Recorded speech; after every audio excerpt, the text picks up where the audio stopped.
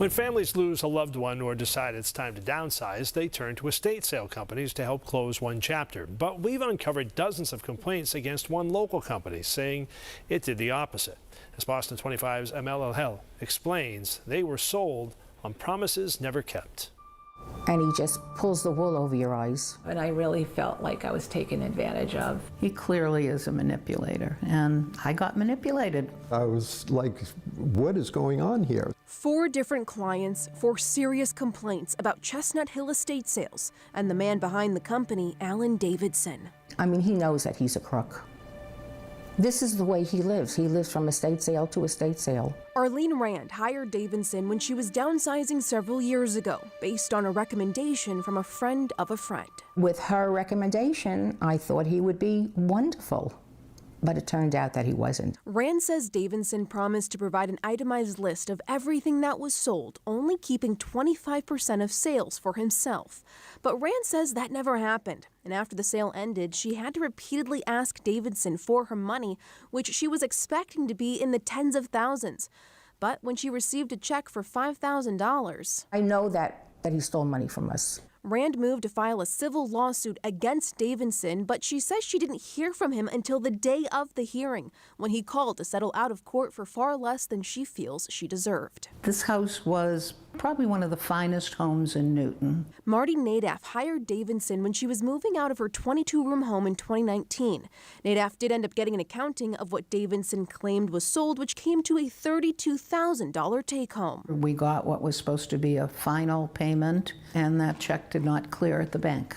Naddaf says she and her husband tried to track Davidson down for months. It seemed that he had a watchdog who saw us coming, and as we were coming in the front door of each sale, Alan was heading out the back door. The Naddafs ultimately never got paid. They considered suing, but said in the midst of a big life change. You just don't have the bandwidth at that point. I really think he counted on that, took advantage of that, knew that's where a lot of people would be. Downsizing, but very traumatic, I would say. Jim Down says he trusted Davidson to handle the estate sale at his Victorian home in Winchester last year when he was moving his wife into assisted living. And it all seemed to make sense and went according to plan. But after the sale, Down says he had to repeatedly ask for his earnings, and eventually he did end up receiving a check in the mail.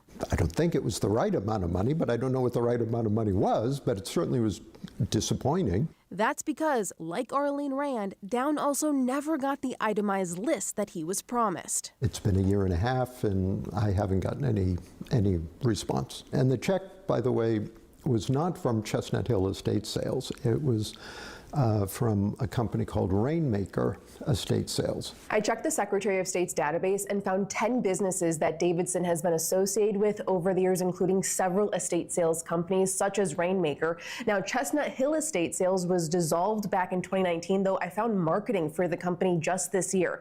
Now, I also uncovered 5 complaints to the Attorney General's office about the company between 2017 and 2022. And he said $35,000. And what'd you get? Well, this is $10,528. Rhonda Gannon had an estate sale with Davidson just last summer. It was a very bad experience. She says Davidson even pressured her to list her home for sale with him as the real estate agent. How does all of this make you feel after the fact? No one likes to feel they've been taken advantage of, and I really felt like I was taken advantage of. I tried to get in contact with Davidson to hear his side of the story.